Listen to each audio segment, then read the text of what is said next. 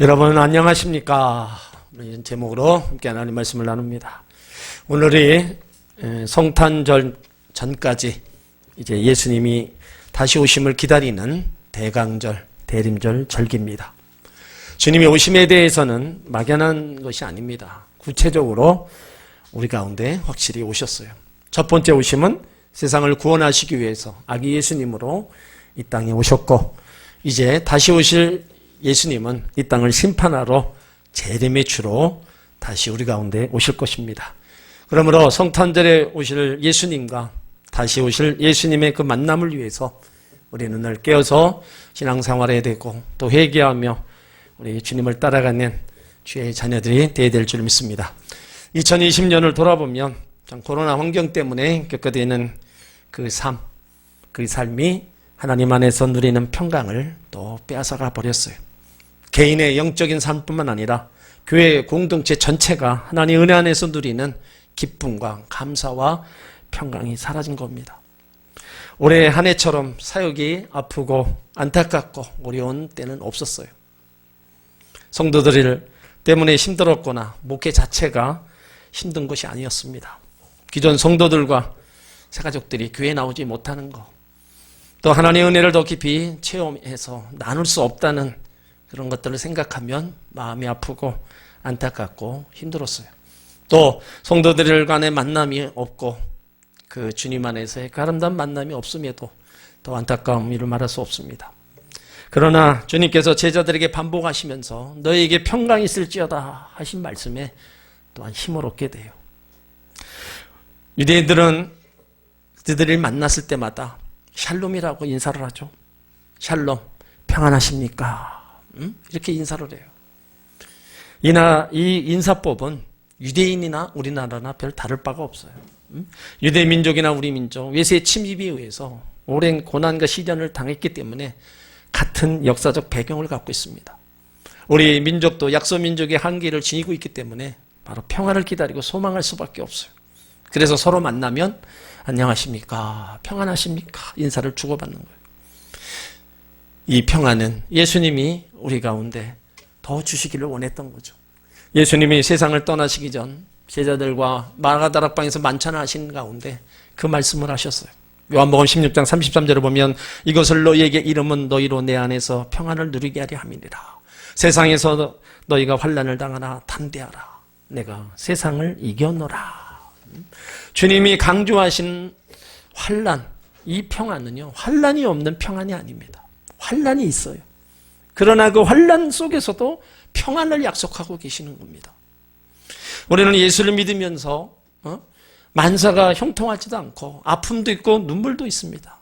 여전히 고난과 시련과 인생의 실패를 경험하며 살아갈 수 있어요. 그러나 하나님께서 우리를 얼마나 사랑하셨는지, 얼마나 사랑하셔서 예수님을 보내주시고 십자가에서 죽으심으로 우리를 구원을 이루셨는지를 우리를 하나님은 깨닫기를 원하시는 겁니다. 부활하신 예수님께서 제자들에게 첫 번째 나타나셔서 첫 번째 하신 말씀도 요한복음 20장 19절 이하에 보면 다 그거예요. 너희에게 평강이 있을지어다. 3번이나 말씀하고 있어요.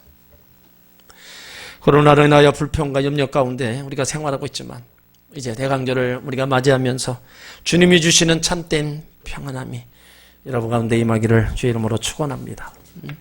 오늘 말씀은요, 요셉의 형들이 이제 재물과 베냐민을 데리고 무서운 발걸음으로 애굽으로 향하고 있어요. 그들에게 있어서 중요한 것은 양식을 구겨오는 거예요. 양식이 없으면 모든 가족이 굶어 죽을 수밖에 없습니다. 그리고 아버지 야곱은 그 사랑하는 베냐민마저 잃을까 봐 이제 베냐민이 무사히 데려오라는 거예요. 요셉은 마음을 졸이면서 그 형들이 다시 돌아오기를 기다리는 겁니다.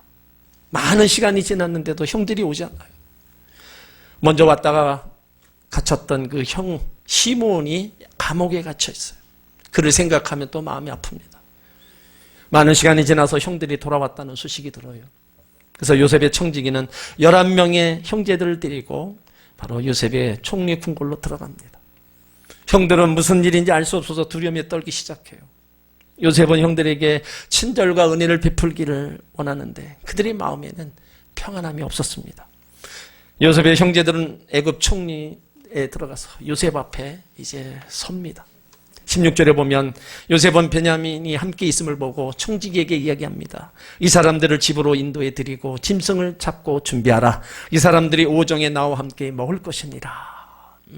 총리 집으로 인도된 요셉의 형제들은 가시방석 같은 것처럼 마음이 불안한 거예요. 왜 그래요? 지난날의 사건 때문에 그렇습니다. 그 지난날의 사건이 뭐였냐? 18절에 보면 그 사람들이 요셉의 집으로 인도됨에 두려워하여 이르되 전일 우리 자루에 넣어있던 돈의 일로 우리가 끌려 드도다. 이는 우리를 억류하고 달려들어 우리를 잡아 노예를 삼고 우리 나귀를 빼앗으려 함이로다. 이런 걸 생각하니까 이 형들은 이제 죽었구나 속으로 떨고 있는 겁니다. 자신들의 동생 요셉을 노예로 팔아먹었잖아요. 이제 그 똑같은 상황이 자신들에게 재현되고 있는 거예요. 너무 두려워서 요셉이 그 청지기에게 이야기를 해요. 19절에 보면 그들이 요셉의 청지기에게 가까이 나가 그 집 문 앞에서 그에게 고하여 가로되 내 주여 우리가 전일에 내려와서 양식을 가지고 객점에 이르러 자루를 풀어본즉 각인의 돈이 분수대로 자루 아귀에 있기로 우리가 도로 가져왔고 양식을 살 다른 돈도 우리가 가지고 왔나이다. 우리 돈을 우리의 자루에 넣은 자는 누구인지 우리가 알지 못하니이다. 너무 두려워서 청지기에게 우리가 저번에 내려와서 양식을 구하러 왔던 사람들입니다. 양식을 사서 집으로 돌아가던 날 자루를 열어보니까 자루에 저희 돈이 들어있었다는 거예요. 저희 돈을 가지고 왔습니다. 추가로 양식을 살 돈도 가지고 왔습니다. 그 돈을 자루에 넣은 자가 누구인지 우리는 도무지 알 수 없습니다. 지난날의 일들을 다 뭐예요? 다시 한번 설명하는 거예요. 그러자 요셉의 청지기가 이야기합니다. 23절에 보면 그가 이르되 너희는 안심하라 두려워 말라. 너희 하나님 너희 아버지 하나님이 재물을 너희 자루 속에 넣어 너희에게 주신 것이니라. 너희 돈은 내가 이미 받았느니라. 여러분 요셉의 청지기가 이런 말을 어떻게 할 수가 있겠어요? 하나님께서 그 청지기 입을 통해서 은혜를 베푸시는 거예요. 그런데도 이 형들은 여전히 두려움 가운데 있습니다. 그 이유가 뭐예요? 야곱의 아버지로 자랐지만 하나님을 알지 못했어요. 야곱이 베델에서 제단을 쌓고 그곳을 엘베델, 베델의 하나님이라고 불렀습니다. 그 현장을 지켜보았는데 자녀들의 삶은 아버지와 같지 않았습니다. 누베는요 자기 서모와 간음죄를 짓습니다. 시몬과 레위에 있는 동생 디나가 세겜 족속에게 성추행을 당하자 밤에 기습을 해서 모든 남자들을 다 죽여요. 유다는 며느리와 관계를 맺으면서 쌍둥이를 낳습니다. 다른 이들은 요셉을 죽이려 하다가 노예로 파는 일에 주도적인 역할을 하는 거예요. 야곱의 자녀로 자랐지만 하나님을 알지 못해서 지금 이런 상황 속에 두려움 가운데 있는 겁니다. 요셉은 형제들에게 친절을 베풀려고 하는데 형들은 오히려 두려워하고 있어요. 여러분 두려움이 어디서 왔어요? 아담이 범죄하고 나서 하나님이 피해 숨습니다. 하나님이 아담을 부르잖아요. 아담아 내가 어디 있느냐. 아담이 내가 벗었으므로 두려워하여 숨었나이다. 여러분 왜 숨어요? 하나님과의 인격적 관계가 깨졌다는 겁니다. 그전에는 안 그랬잖아요. 하나님하고 같이 있을 때는 두려움이 없었어요. 죄를 짓고 나니까 이제 두려워서 숨는 하나님과의 관계가 깨어져 버렸다는 증거입니다.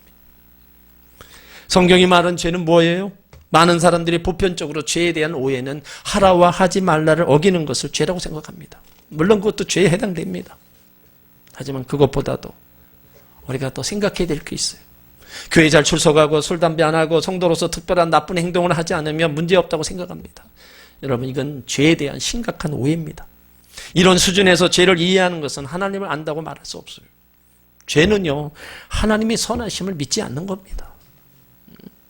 또 하나님께서 자신에게 최선의 것을 공급해 주신다는 것을 의심하는 거예요.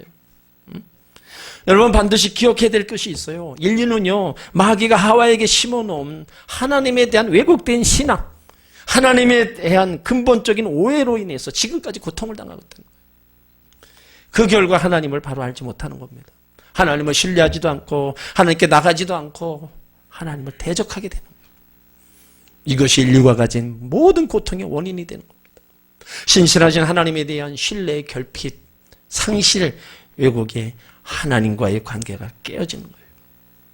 그러다 보니까 아무리 없는데도 두려워지고 불안해합니다. 얼마든지 일어날 수 있는 일인데도 최악의 상황으로 상상하거나 기정사실화하면서 절망하기도 한다는 거예요. 오늘 요셉의 형제들이 그렇습니다. 요셉은 아직 자신의 정체를 밝히지 않았어요. 종을 통해서 너는 안심하라, 두려워 말라고 그 얘기를 들었으면서도 그 형제는 두려움에 떨고 있습니다.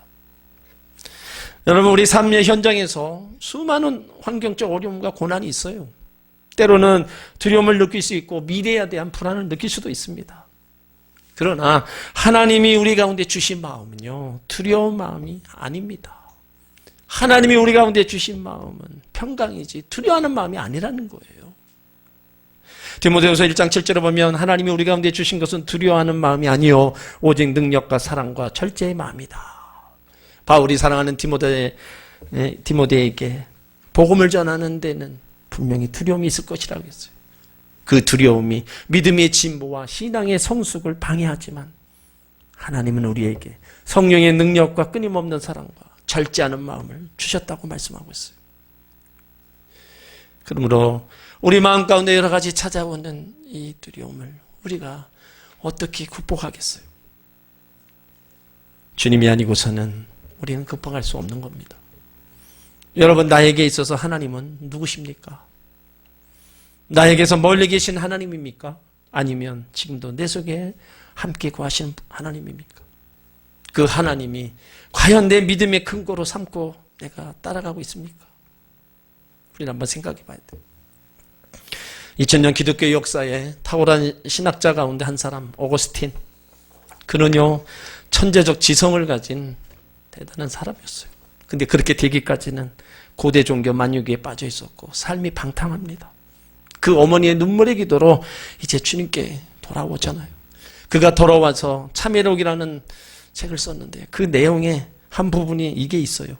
나는 불쌍한 사람으로 젊은 시절을 보내왔고 당신에게 정절과 순결을 구하노라고 했지만 나는 당신이 쉽게 들어주지 않을 것을 두려워했고 내가 그토록 만족을 느껴온 여자에 대한 정욕과 음욕이 오히려 고쳐지는 것을 두려워했습니다. 세상적인 쾌락과 즐거움을 잃어버리는 것을 두려워했다는 거예요. 그 두려움을 어떻게 극복했느냐? 하나님을 인격적으로 만남으로 모든 두려움이 사라지고 진짜 기쁨을 발견했다는 겁니다. 그의 힘으로는 세상적인 쾌락과 즐거움을 이기지 못했습니다. 느헤미야 8장 10절에 얘기하고 있는 것처럼 여호와를 기뻐하는 것이 너의 힘이니라. 하나님으로부터 얻는 기쁨, 그 힘으로 세상적인 쾌락과 유혹을 이기는 겁니다. 여러분, 하나님 믿고 아는 거 자신이 원치 않는 의무를 행하는 게 아닙니다. 하나님은요, 우리를 구원하시기 위해서 예수 그리스도를 땅에 보내주시고 성령을 통해서 지금도 우리와 함께 계시고 세상 끝날까지 우리를 붙들어주시고 지켜주실 분임을 끝까지 신뢰하는 것이 바로 하나님을 아는 겁니다. 어느 순간이나 어느 환경이나 떠나지 아니하시고 우리와 함께 계신 그 하나님을 신뢰하고 바로 아는 거예요.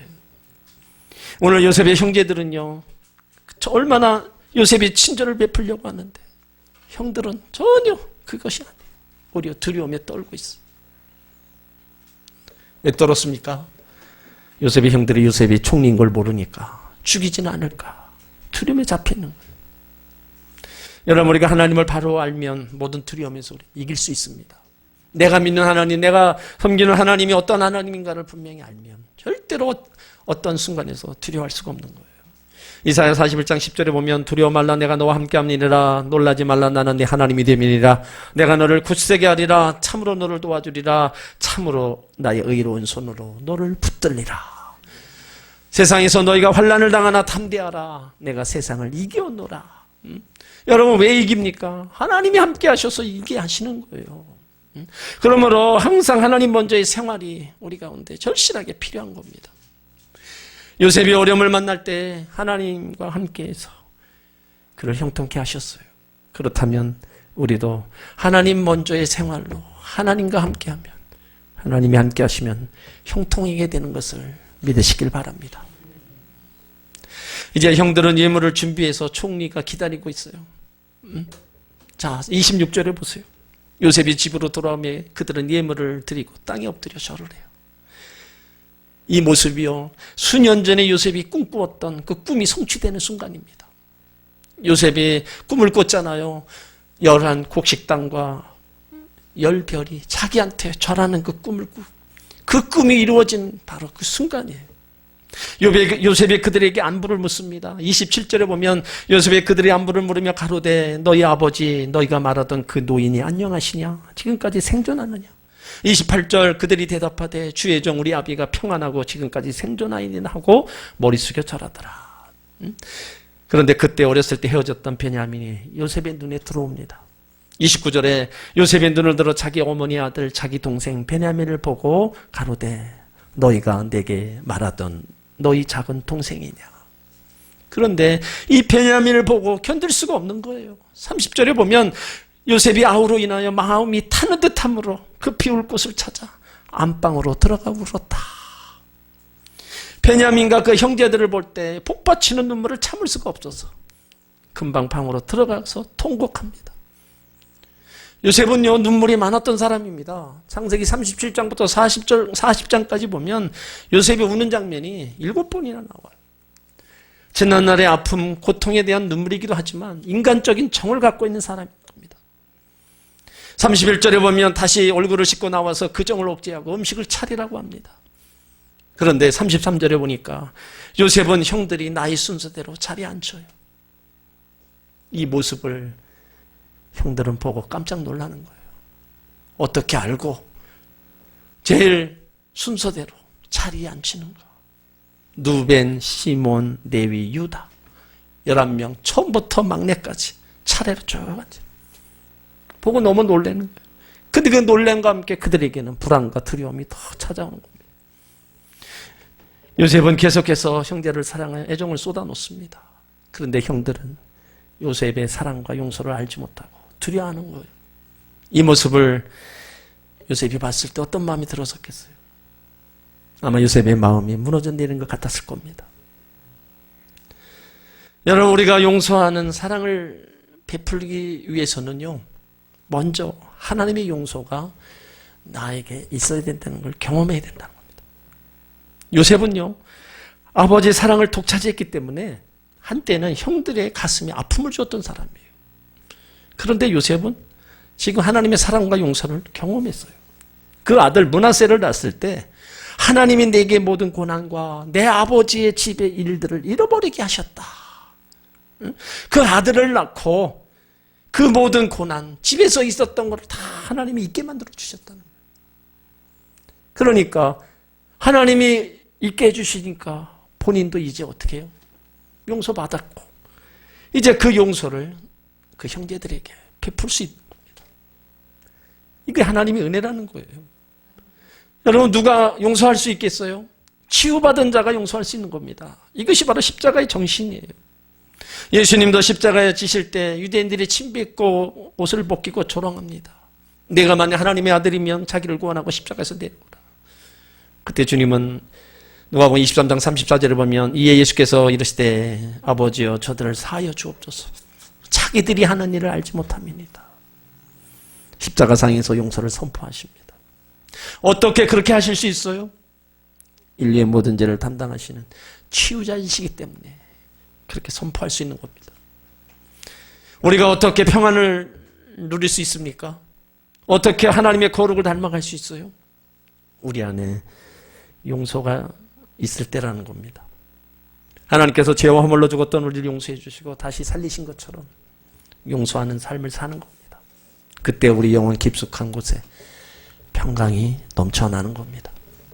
골로새서 3장 13절에 누가 누구에게 불만이 있거든 서로 용납하여 피차 용서하되 주께서 너희를 용서하신 것처럼 너희도 그리하라고 말씀하셨어요. 하나님 앞에서 진정으로 취함을 경험한 사람만이 용서의 삶을 살 수 있습니다. 그때 하나님의 평강이 우리 가운데 임하는 줄 믿으시길 바랍니다. 금세기 최고의 존경받는 대통령이 남아공의 넬슨 만델라입니다. 이 사람은요, 흑인 대통령이고 흑인 운동권자였어요. 백인 정권의 핍박을 받아 27년간을 감옥살이하죠. 끝없는 투쟁 끝에 대통령 자리에 올라갑니다. 자신을 투옥시키고 고통을 주었던 수많은 사람들을 분노하고 보복하고 싶은 마음이 당연히 있었을 겁니다. 그러나 대통령이 되고 나서 가장 먼저 한 것이 바로 화해의 메시지였어요. 자신을 고통스러워 몰아넣고 27년간 그 세월을 잃어버렸지만 모든 사람을 용서한다고 선포합니다.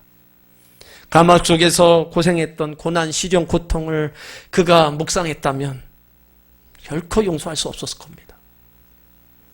자신이 당한 고통을 용서로 바꿀 수 있는 자가 진정한 지도자인 겁니다.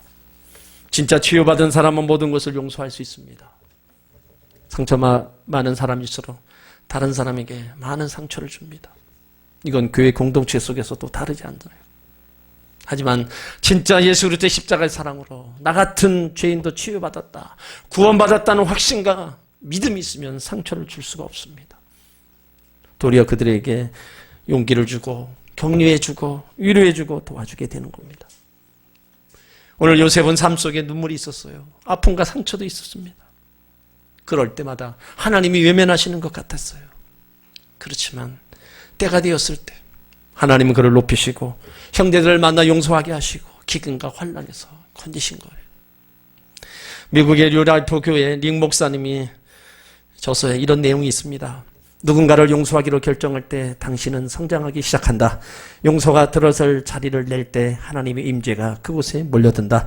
그러나 그렇게 하지 않을 때 당신은 스스로 갇히게 된다. 이것은 자신이 독을 마시고는 상대방이 죽기를 기다리는 것 같다. 그것은 상대방이 아니라 나 자신을 괴롭힌다. 과거에 갇히면 하나님께서 당신을 위해 계획해 두신 미래에 들어갈 수 없다. 그러므로 당장 연습하자. 그들을 생각하며 말하라. 당신을 용서합니다. 당신을 놓아줍니다. 당신은 더 이상 내게 빚진 게 없습니다. 이것이 십자가의 바로 사랑임을 믿으시길 바랍니다. 여러분, 사람을 보고 분노하고 원망하지 마시기 바랍니다. 여러분에게 상처 입힌 사람을 보고 분노하는 순간 그 분노에 사로잡히게 되는 거예요. 상처를 준 사람은 멀쩡한데 상처를 받은 내가 더 큰 상처를 받게 된다는 거예요. 왜 그래요? 내 마음속에 분노와 미움이 있기 때문에. 오늘 요셉의 마음에 분노와 미움이 없었습니다. 그랬기 때문에 형들을 용서할 수 있었고 품을 수 있었고 형들에게 뭐라 그래요? 하나님의 인도하심이었다고 고백하는 거예요. 우리는 2020년을 돌아보면 여러분 지금까지 이런 일년은 없었잖아요. 코로나로 인해서 우리의 믿음과 신앙과 삶이 무너져 내리고 있어요. 이 전염병으로 해서 모임과 만남이 강제로 줄어드는 시간을 우리가 지금 살아가고 있습니다.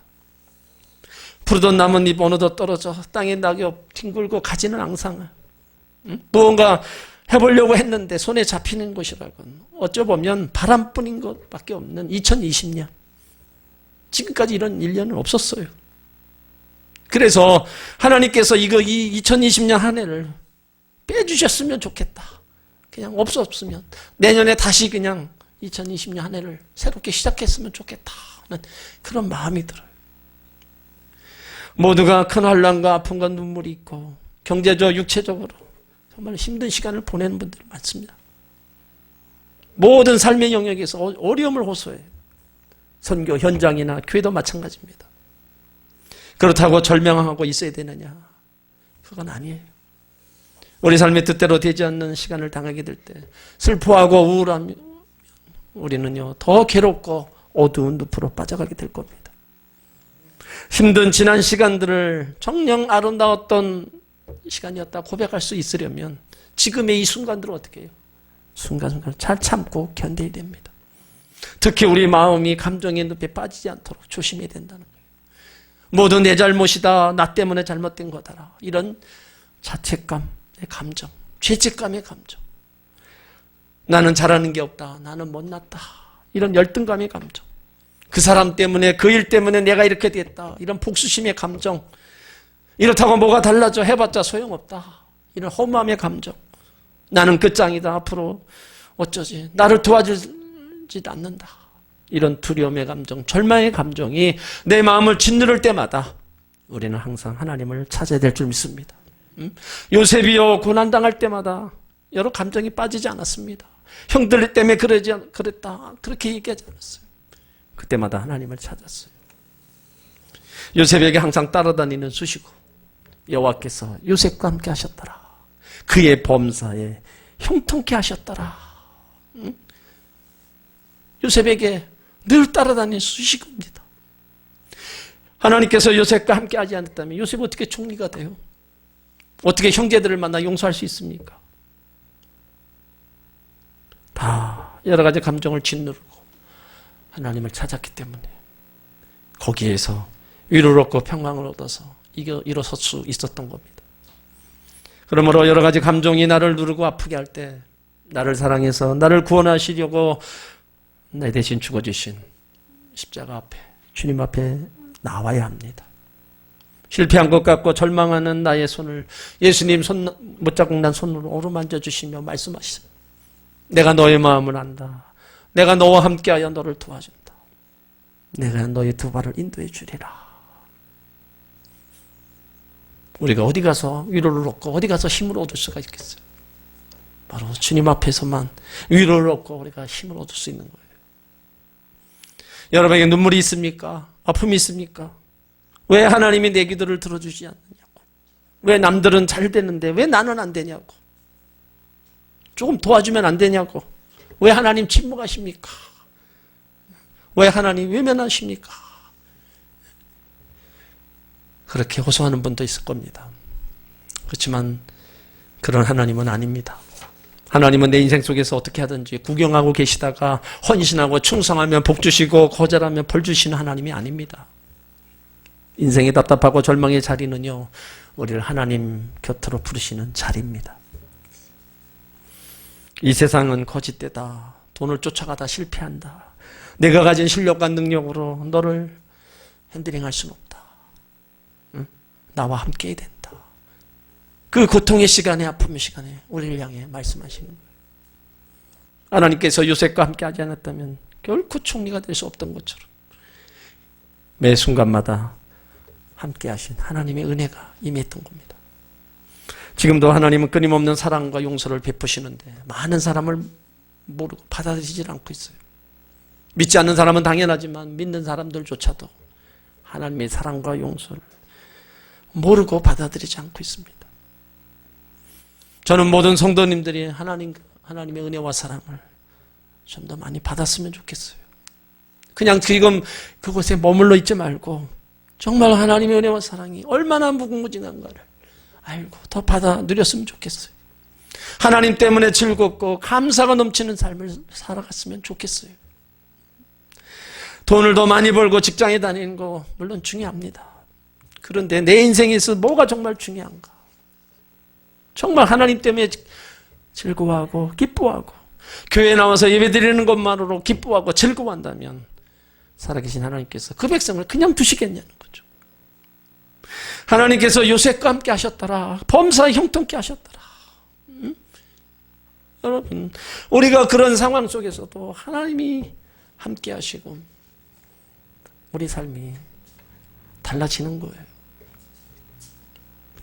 두렵고 불안한 시간을 보내고 있는 우리에게 하나님께서 한 사람 한 사람에게 함께 하셔서 평강을 더하시고 형통케 하시기를 기도할 뿐입니다. 하나님의 은혜가 여러분들에게 다시 머물기를 기도할 뿐이에요.